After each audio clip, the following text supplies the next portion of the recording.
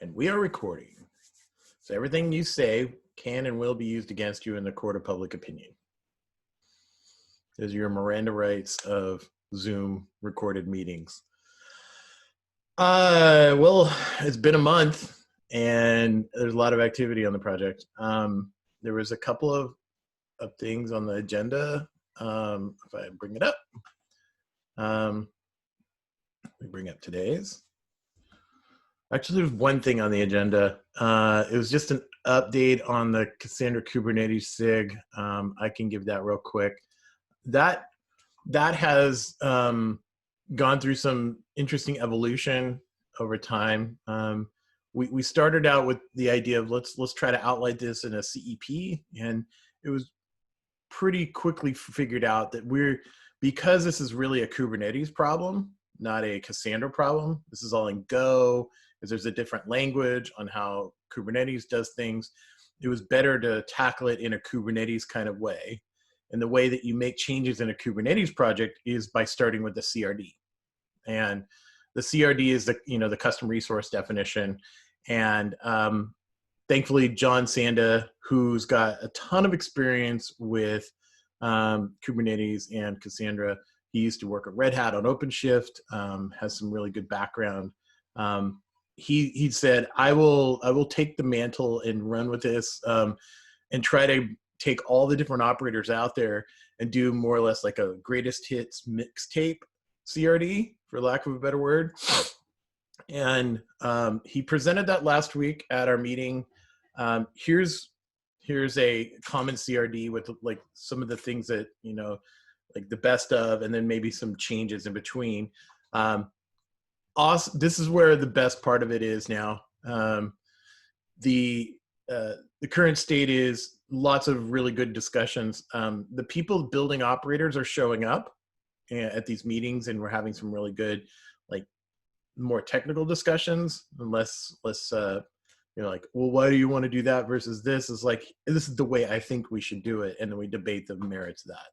And so those are all in a, I sent this on an email, but this is all in a GitHub account right now. This week, we have another round of that. We're meeting basically every week to go through this, trying to keep the pace going. But I'm cautiously optimistic that we're going to have something we can work with. The end state of this will be that I think we'll have a CRD that is different from all the other operators out there, but also one that expresses some of the best common thinking. If you look at all of the operators that are currently in existence, they scratch a particular itch, but they don't have 100% coverage as much. So this is an attempt to do that. I think the feeling is that for the community, this is a good thing where it's more generalized operator and not so specific. This is one of the warnings that we got from Netflix, some of the guys at Netflix and Joey Vinay, when they were talking about Priam. I don't know if you remember Priam, but that was a super opinionated stack. And if you wanted to use Priam, then you had to drag everything in with it. So we're trying to keep from that, make it more useful for the general populace. But yeah, so that's the current update. If you want to learn all about Kubernetes, I've learned more about Kubernetes working on this project than any other time. It's amazing what Kubernetes can and cannot do. But it also raises the really strong importance of the Sidecar project. So I'll just kind of leave that there. So that's the update on the operator project. If there's any questions.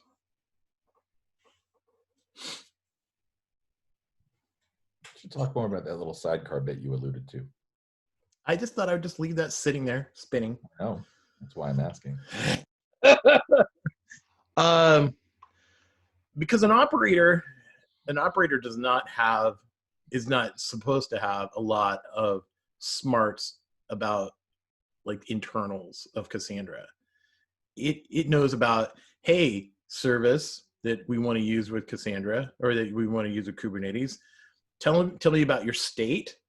I want to send you things. I want to change your state and do it in a Kubernetes kind of way via APIs. Kubernetes, the cloud native foundation, says thou shalt communicate via APIs, HTTP APIs. And so that you're not going to connect an operator to a JMX. Thank God. Please no. So you need an HTTP API, and Sidecar provides that. There's a lot of smarts built into a sidecar in that case. So in order for the Kubernetes cluster to maintain a certain state, let's say a physical node goes down, how do you manage?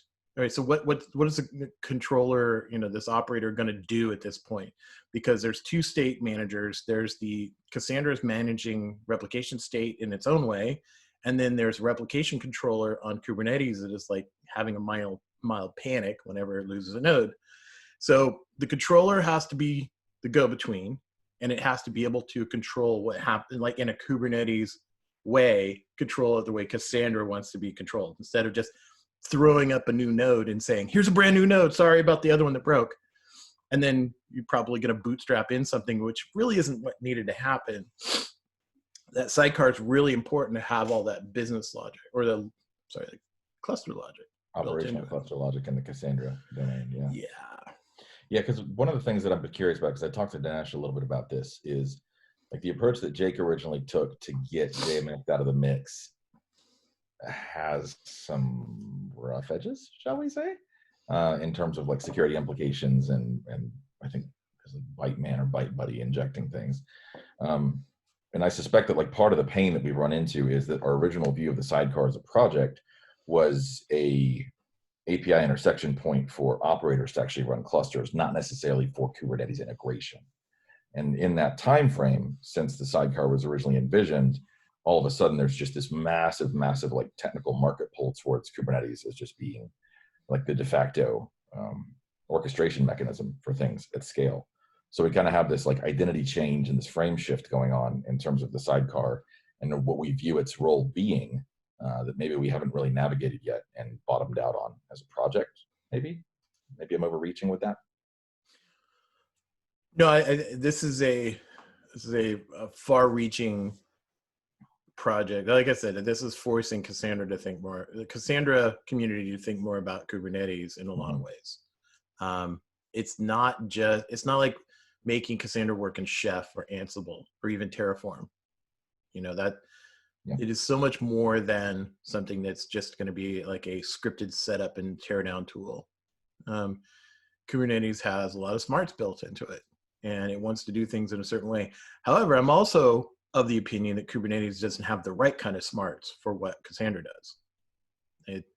It can be pretty pathological when it comes to distributed databases. So this will be a great experience for everyone. So is there a discussion about like where the sidecar fits into this whole thing? Is that happening with the Kubernetes SIG discussions as well? Or is that something that we've kind of deferred and just said? It's a defer right now, but I have a feeling it's going to get pulled in soon. Yeah, okay. Real soon. Because the CRDs are much more around resource management, like setting up a disk, how many nodes you have. Data center placement is actually the hardest one right now because Kubernetes doesn't have any concept of multi-cluster. It's like the cluster is it. It's an island. It doesn't communicate with the outside world unless you have ingress set up. So tough to get. This is another one of those things where there's a kind of a parity mismatch. So a thing that the Kubernetes community is currently discussing quite a bit is multi-cluster Kubernetes. But in the world of Cassandra, we've been doing this since what? Day one? Multi-data center. That's like the most basic feature of Cassandra. And Kubernetes will turn it off if we're not careful. So yeah, we've got some, I think we've got some work there, but it's exciting because it's helping us modernize a lot of the current operations that need to be done. I think everybody seems to be on board with that I've talked to, inside what we're talking about Kubernetes is like, oh, this is going to help us modernize the way we do operations with Cassandra. Josh, how do you envision if the sidecar has a place for new smarts to come along? We also thought that with Reaper, and maybe some of the things that Reaper was doing would be better in the sidecar and taken advantage of. Everyone to other people to. Yeah, when it comes to the sidecar, I don't really have a strong point of view, to be honest. Like, this is something that, like, Jake had his point of view when because he was originally envisioning this whole like this CQL based sidecar thing like 2 years ago. And I know you guys with Reaper were trying to get things integrated with the sidecar, and it was like, well, we have a slightly different point of view with where things were there. So I think there's a bigger discussion to be had here about the sidecar's role and the APIs that it presents, and what the identity is, what the lowest common denominator is, what functionality we expect to exist inside it versus leave deferred outside, because it's impacting multiple projects in their ecosystem integration, I think. Does the role need to be defined first, or can we have a look at the process on raising suggestions on adding the next smart? What I would suggest we do is let's get to a happy place with the CRD. That might be a good beginning place, because that'll show, I think that'll give us some like common language framework to work from. Because if I went back, so I went back and looked at some of the original discussions around Sidecar, and they look, yes, there's a yes, and they were looking very basic, I think, which is good. I mean, it modernized some part of it, but I think that if we bring Kubernetes into this, which our community is really having a strong pull towards right now, okay, what does it change that conversation? Because that conversation happened over a year ago, the original Sidecar discussion. So I think it's worth a refresh.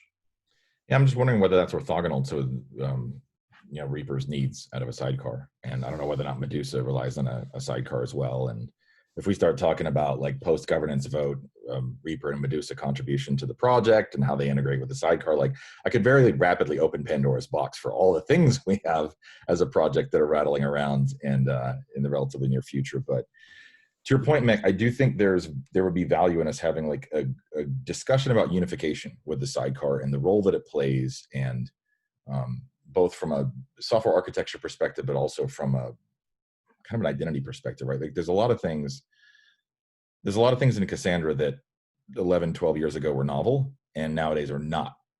Only they're novel in the sense that we're the only ones with the implementation we have, because the entire rest of the distributed systems world has settled on a different approach. And that doesn't necessarily mean that we're wrong. It may give us characteristics as a project that are very uniquely beneficial for what we're doing. But anyway, there's a lot of these kind of meta discussions I think that we need to actually start plumbing into as a project. And juggling that with getting 4.0 out the door is the obvious tension. So I don't have an answer there. But to your point, Mick, yes. And there's one more element that I think we'll sprinkle in. It'll be like little happy sprinkles on top of that discussion. It's just a state of our containerization strategy for the project.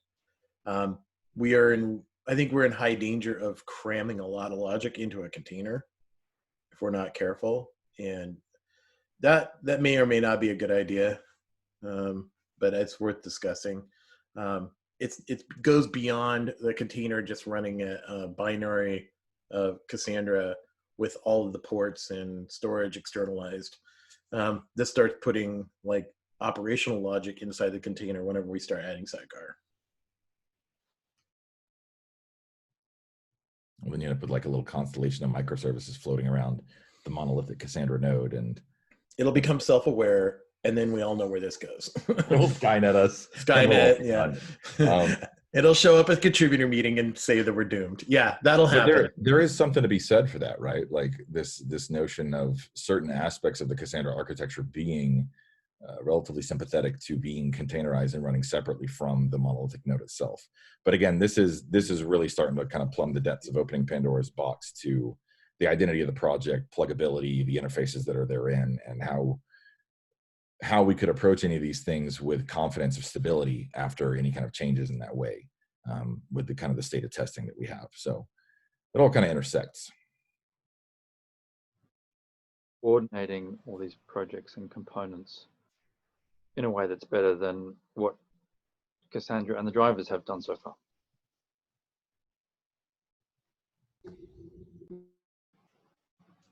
Jordan, you keep unmuting. Yeah, I know. I'm waiting for you to drop the bomb. What's he gonna say? What are you gonna say? No, I honestly missed the first half of the conversation because I'm dealing with a production thing. Thank you, Cassandra. Would you benefit from a sidecar or better containerization strategy, Jordan? So I missed it. Was the conversation that like, do the sidecar and the containerization and Kubernetes solve the same problem? Was that? No, that they need to. Okay. There needs to be better orchestration between the two. Yeah, absolutely. I call it I think the last thing Mick said is like, if we're going to be having all these other like sub projects, we need some amount of organization and planning so that they work together well. But I don't have anything else to add. Okay. Unless you want to tell us about your problem, maybe you got a bunch of Cassandra experts on here. Can we help? Oh, sorry. That's all right. Share your screen. Let's do a live coding session. That'll be our next meeting. Yeah, it's not recorded or anything. Oh. Live coding with Jordan. Never mind how many trademarks we might have violated. Yeah, are you hiring afterwards? Like, we could just do this on Twitch, Jordan. No one would know. Yeah. No, we don't want to do it. And actually, yes, we are. As a matter of fact. joking.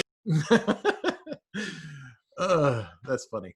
All right. So other topics that need to be floated.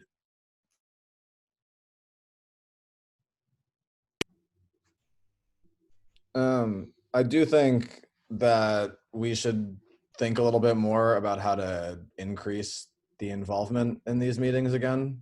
Thinking about where they stemmed from kind of in those in-person Bay Area ones that involve like a bunch of users and different companies, et cetera. I feel like we've kind of dwindled down to one company plus one or two other people. So just to make sure we continue to get that like community interaction from everybody. I don't know necessarily that I have the answers to it, but more so just something I've noticed over time. Beyond, like, I mean, do you think that these are not terribly useful? Because, I mean, beyond like notifying on the mailing list and on Slack, we're kind of limited in our ability to try to drum up enthusiasm for the project with engaging in discussions. Yeah, I think part of it was that those earlier meetings had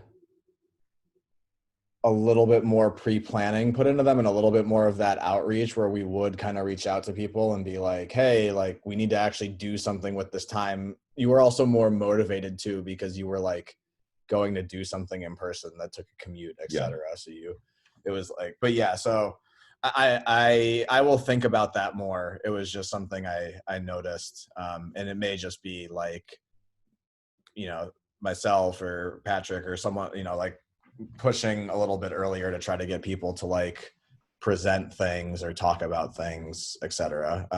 But to go back to your question, like I feel like us talking in person is useful, like, or, you know, digitally, like voice. As in person as things get in this day and age. Yes. Yes.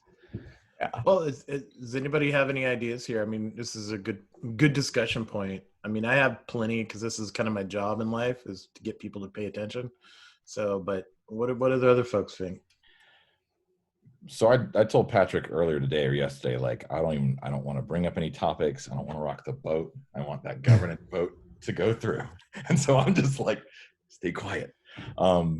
I know I personally have a bunch of stuff I'd like to bring up, like a view of the state of our testing and what we're going to do and where Harry fits in with that, where Fallout fits in with that, who's doing what, like all kinds of stuff on that front. Variety, like we've got a bunch of CEPs that are in draft status because we haven't wanted to disrupt things. We've got a bunch of unscoped tickets. We need to figure out how to scope them with what goes inside there. Like there's all kinds of stuff that we could be using this time to really dig into and chew on. But I've also been trying to remain very mindful of the fact that a lot of the contributors in the project aren't paid full time to just work on the project. And so that there's a massive delta and gradient on, you know, time available to commit to these kinds of discussions and this kind of work. So. Yeah, and I think there's the balance of like, how do we do that productively without like making people feel like who aren't there that we're making decisions like outside of the mailing list, et cetera. But at the same time, like a forum for discussion about those things that is higher fidelity than an email thread is useful. So how to balance that is hard. I do feel like at least for me, like one thing I can do is like, I usually don't think about this meeting until like Patrick sends out the email the night before. So like I need to try to like think of agenda stuff like a week or two before and plan, because there's usually things like there's ongoing discussions where like maybe what we say is like, you know, we're going to give 20 minutes of this meeting to that discussion, you know, any decisions, or if you're not able to attend, like will still be brought back to the mailing list so people feel included. But it at least gives people a place to talk. That's, again, higher fidelity, quality communication. Just people showing up generally is not the best way to get attendance. Usually a topic is what will draw you in. Like, oh, we're talking about that, I'm showing up. Yeah, right. And so that's, so like an agenda like a week before, for example, seems like a good goal. Like, yeah. I found that there's a lot of things where it's like the wildly async nature of our communication will make something take 2 weeks that would be like a 15-minute discussion. So those are the kind of things I'd really, really love that if we could just hammer them out on this call, or at least like the broad strokes of it, then bring it to the mailing list with like a straw man proposal. Here's what we riffed on and came up with, and then actually finish it out with the community as a whole, for people that couldn't make the call. There's a lot of that kind of stuff. Yeah, agreed completely. I mean, I think it's really hard sometimes to get through the difficult conversations on email, but yet I know some people feel strongly that like they should eventually at least end on email.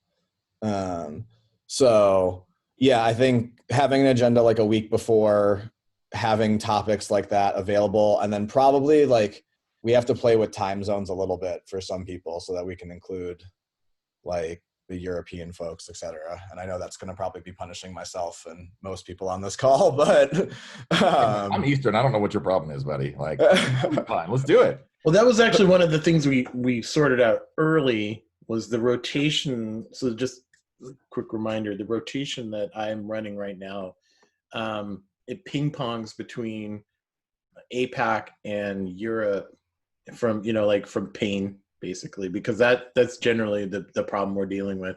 We have everyone from Melbourne, Australia to, CEST. So we that is a massive time zone shift to deal with.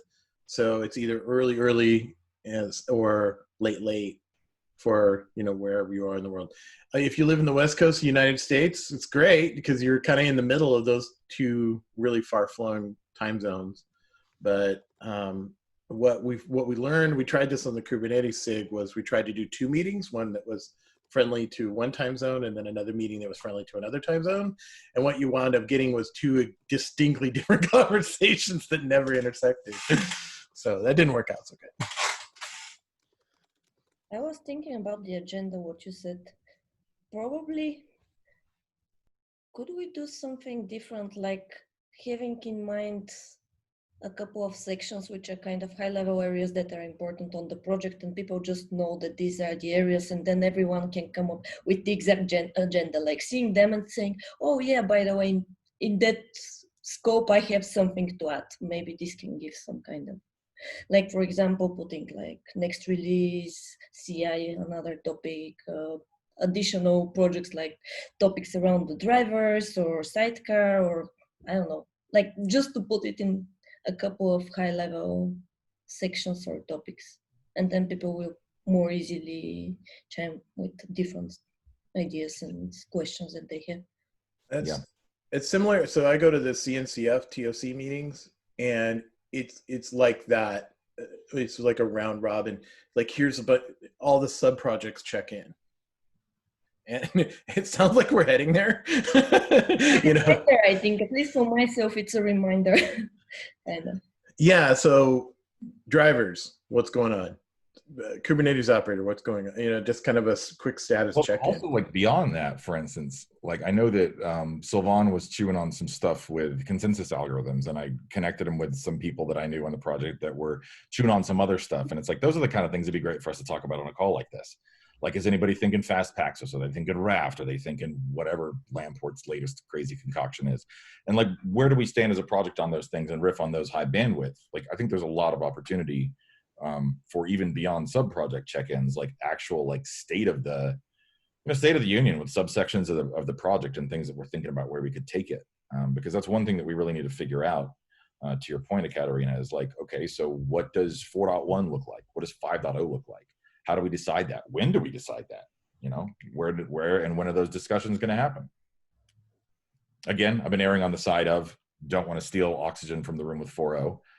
But I'm also seeing that there's a number of contributors that are kind of bottlenecking, which is why there was the mass unassigning and shifting of 4.0 quality testing stuff in the last couple of days. But yeah, we'll have to figure it out. Can you say more about that? Not to change so too much. Can you say more about that last part? I was out last week, so I missed. I mentioned, I haven't sent an email out about this yet, but I think I screwed up in the whole let's overload assignee as shepherd, because all the 4.0 quality testing tickets look like they have an assignee, and there's no way of knowing which ones are or are not being worked on. And so there's a lot of those that are like blocked, and you left a bunch of comments on, I think, March 5th, and we haven't heard anything back from a lot of those tickets. So part of what is, I just pulled the assignees off, added the shepherd to the description of the ticket, and now it's very clear, like here's stuff that no one's taken.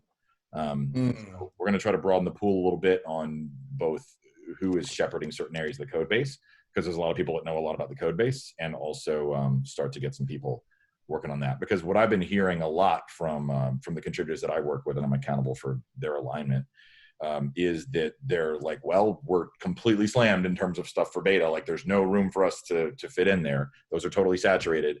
Sam keeps telling us to leave them alone. He basically tells me to leave them alone. So what do we do next? What are we pipelining for the release tickets? And then that's where that exercise, which I haven't surfaced yet, of, okay, which tickets don't have good scope yet, it's kind of stemmed from, is being able to pipeline work for the people that are basically clamoring and saying what comes next. Got it.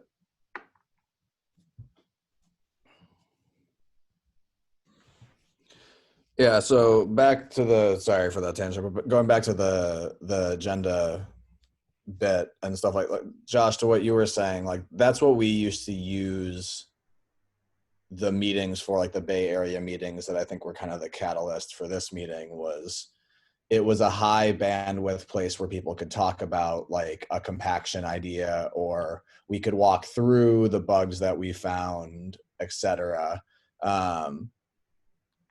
I would have expected that we'd use this time, say, for example, to figure out what we were going to do with all those test JIRAs and things like that. But I think like in order to have a discussion about that, people need like a week to think about it at least, yeah. and stuff. So maybe a good goal is like an agenda a week before or something. And I can take that this time. I think all of us can, but yeah, absolutely. Yeah, but I'll just like, yeah, I'll make sure to check in with everybody and actually remember when the meeting is. I've been very cautious about not creating an agenda, because then, you know, that, and yes, I think this is human nature. If you're saying, hey, just bring up anything that's on your mind.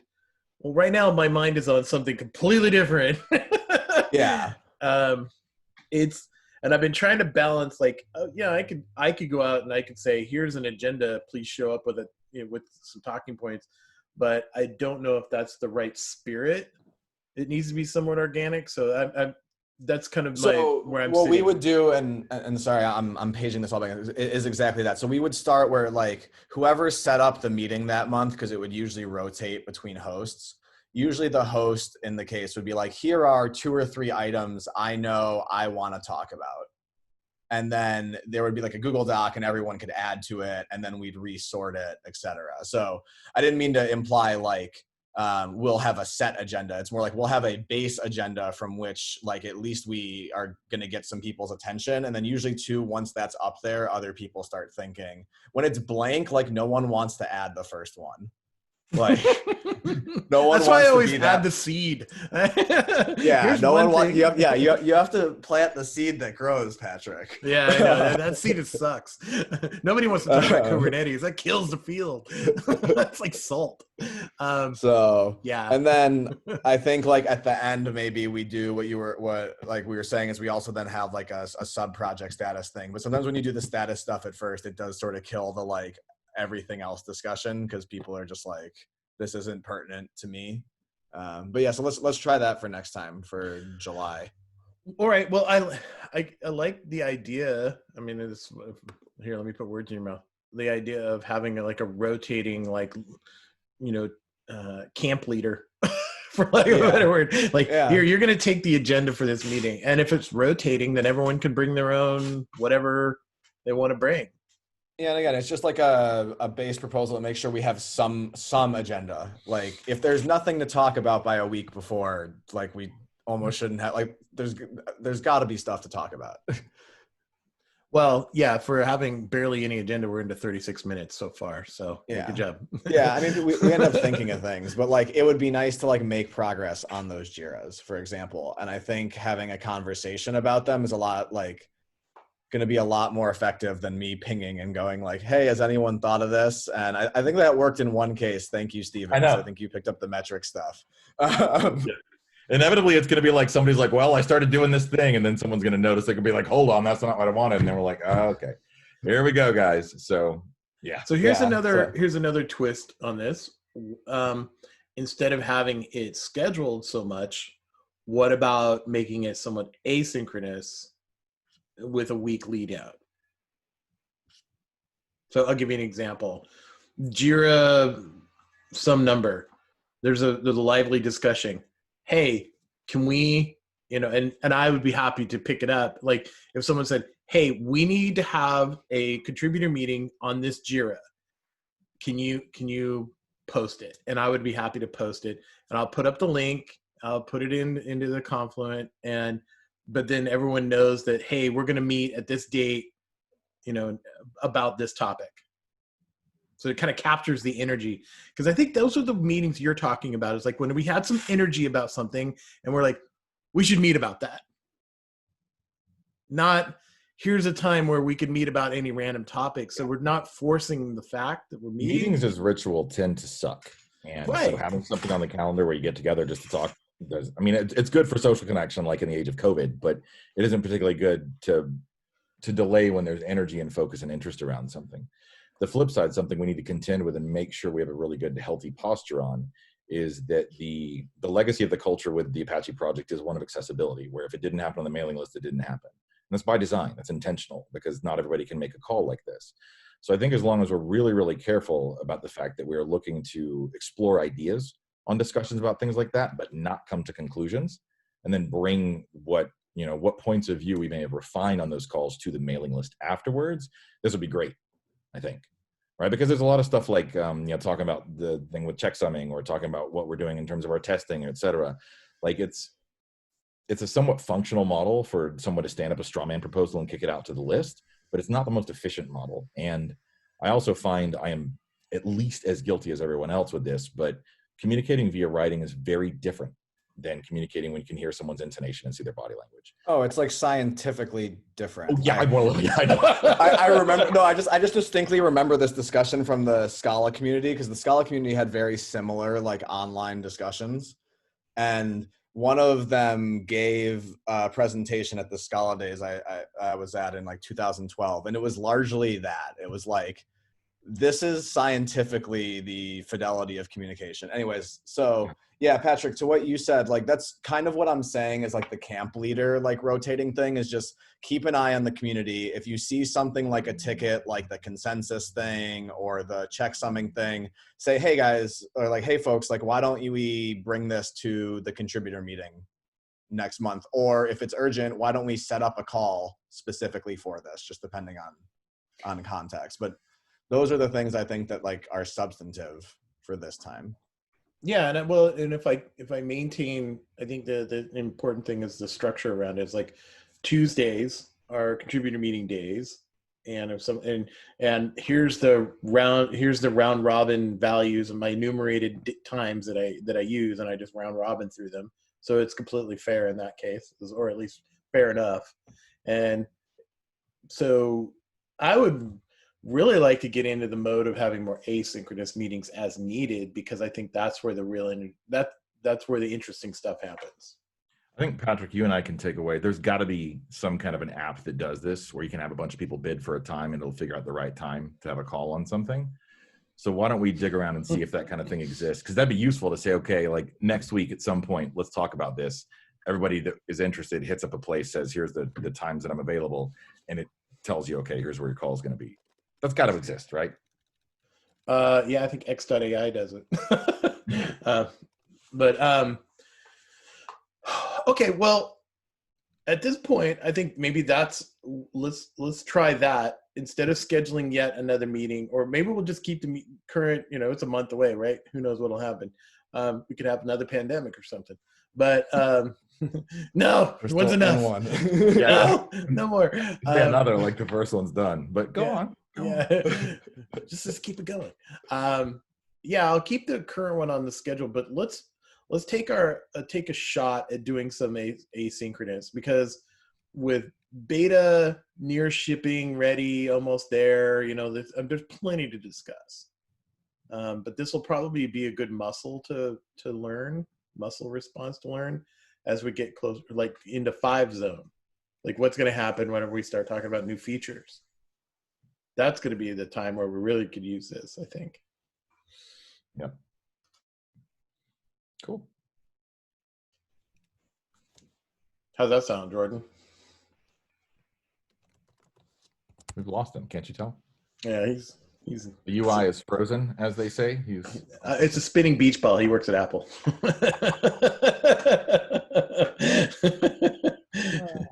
Yeah. That's the right answer. He's like, just go away. I'm done. Yeah, let's go ahead and try that out for the next call and see how that goes. I mean, I could fill up an entire contributor call with all the random crazy stuff that I've got rattling around, but yeah. 401. Yeah. All right. He's back. And muted. So he's talking on mute. Audio. Thanks. Just keep making fun of me. We will. And the record is on, so if you want to watch it later, you can do that. The whole internet can. So, Mick, you actually do go inside. Okay, I wasn't sure. Now it's a virtual background. Okay, I would believe literally every call I'm on with you, you're outside somewhere. So it makes me bitter every time. I mean, I'm happy for you. That's what I meant. Because he moved away from Australia, where when he going outside was actually risking your life. I'll never live that. So yeah, Jordan, did you hear the summation? I think since you raised the topic, you're a good bellwether for this. I missed the summation. Summation is we're going to give a shot at doing an asynchronous meeting along the way. Josh and I are going to look for a way to try to figure out how to do a schedule. Like, hey, here's a topic, and here's something that can help us figure out a time to do this. Great. And we're going to give that a shot. Okay. See how that works. Let's try new things and see what works. So awesome. All right. Cool. Anybody else got anything you want to talk about? Beta shipping today? That's what I heard? No. So hopeful. So hopeful. 2020 will be the year. We need some uptick in 2020. Let's ship something. How about that? That'll make my Corona depression go down. What is, Josh, you're pretty familiar with what's left in blocking. I feel bad because every time I look at this, I'm like, oh, look at all the stuff that Katarina is on that I keep poking her about. There's the I'm talking without you asking. Yeah. Every time you're like, I'm already on top of it. I'm good. Leave me alone. The large body of the work is in review right now. I don't know. I mean, if we go to flag the protocol as beta for V5, that unblocks like the long pole. We have 5 things that are either like 2 are awaiting review, 3 are in review. And then the 2, we need to figure out what our posture is on the config and JVM param stuff. I believe you're on that, Katarina. And then the TLS server config. But it's a bunch of small stuff that we just kind of need to, I mean, small relatively speaking, like there's standardizing our config is anything but small. So we would basically, so on the checksumming thing, because again, sorry, I was out last week when all the interesting discussion happened. We would basically say the new protocol that supports all the new fancy stuff we've added is beta or whatever we're calling it, but you can use V4. So if you were upgrading like from 3.x to 4.0 beta, you would still have all the features, like nothing is broken from before is what we're saying. Yeah, but which, like I if mean, you're that's the using most, transient replication, it yeah, might change. which Okay. is an experimental feature still, and there's a lot of like unknown in the scope for testing that. For What that. else is in there though? I guess is because it's not. I haven't actually dug into it because every time I asked, I think I talked to Sam about it. It was basically like, and I talked to Olivier and I talked to you, Alex. Like the V5 protocol doesn't really have a ton of stuff in it, so making the checksuming mandatory, it's not like we're gatekeeping and blocking a ton of stuff from people. That was the reasoning I was given as to why making it mandatory instead of optional was reasonable from a like outside in think of the user perspective. I haven't enumerated it though. I don't know what the details are.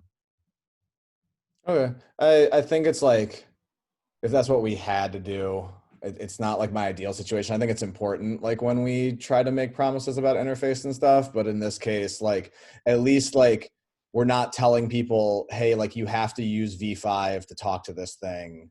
Like you can still run all of your existing tests. I don't expect someone to like have transient replication. The only other thing I can think of is if like no, that shouldn't matter. Like the whole like host and port bit, that shouldn't be part of it. So yeah, And then we it'd have be the good to reality. enumerate, but I Just think because it's done generally, in the server doesn't mean it's going to be done in the drivers. So if we say that's a blocker to release the beta on the server, we'd be releasing a server where we have a V5 protocol and no clients that can talk to it. So it's like the tree fell in the forest and no one was there to hear it anyway.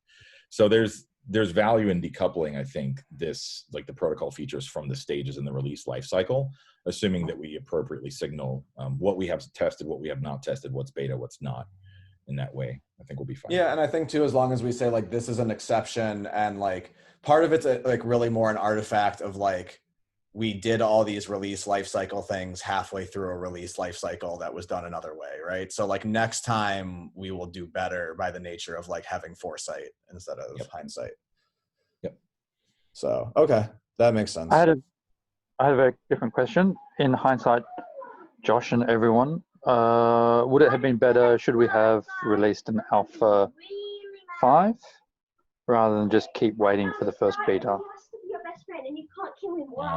I would be curious what kind of engagement we've seen in terms of the download use feedback from the alpha releases to answer whether or not it really has a material difference. I don't know. Yeah, I think, and oh, sorry, Matt, go ahead. Part of the question, we like to identify and figure out these things, and whether we should be aiming for a fixed cadence, even if it's loose, and what would that be based on and why?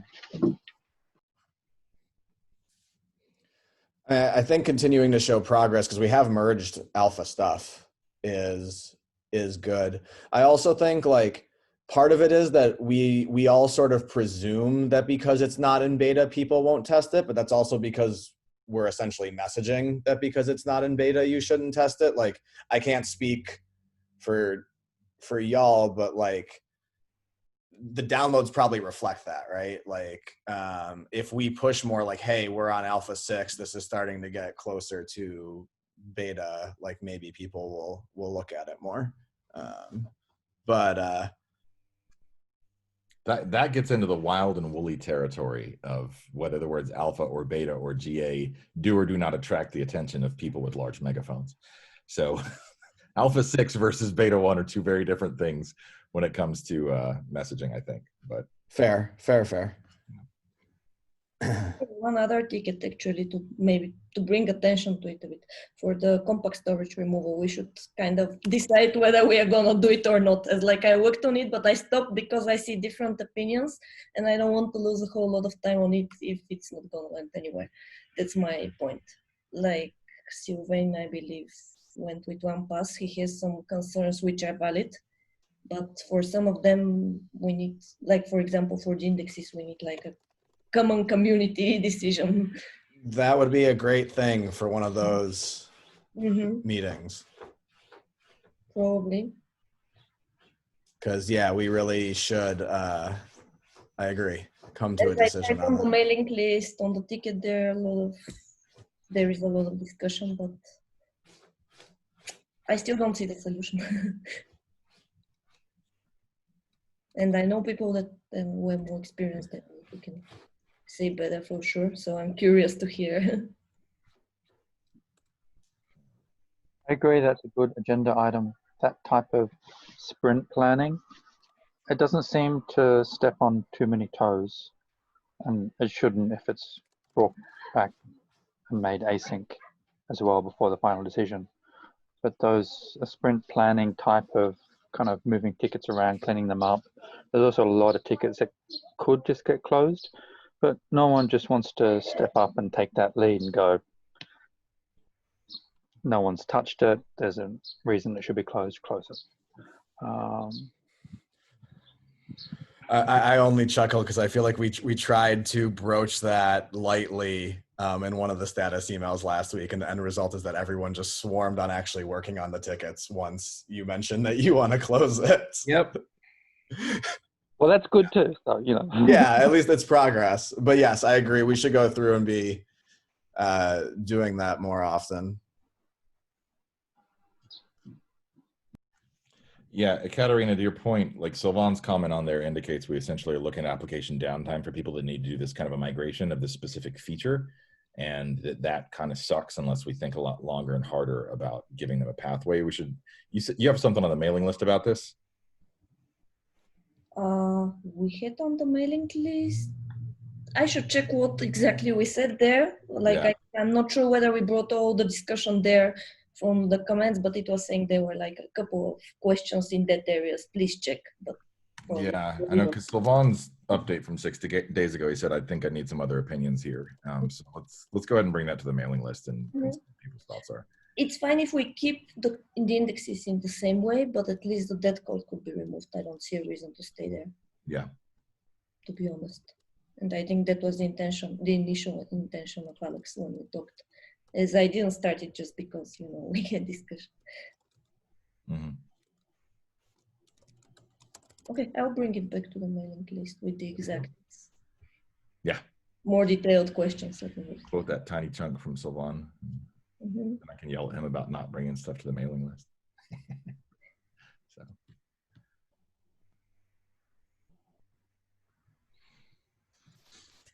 All right, anything else? Look at you all, just filling up an hour. It's great. Work will grow to fill the time allotted, Patrick. That's how well, you know, I'm going to go back. We have no problem filling the hour. It's more the attendance thing. Yeah. Let's just hang out. We're all capable of talking. You know what we should do is like every time we have a meeting, we should just define some super contentious issue and like put that as the topic to get everybody to show up, and then just bait and switch. They're like, actually, we're just yeah, moving from Java to Rust. Go. No. At the top, every month, the agenda is changing the build from Ant to Groovy. And then it actually starts with Patrick with a Kubernetes update. Yeah. That is the worst troll. Like that's a fool me once kind of thing. Like, yeah. Maybe we should just do everything in Go. No, all right. I think we're good. Good talk, Patrick. No. Everybody. All right, so that'll be the next topic. Great. Thanks, everyone. See ya.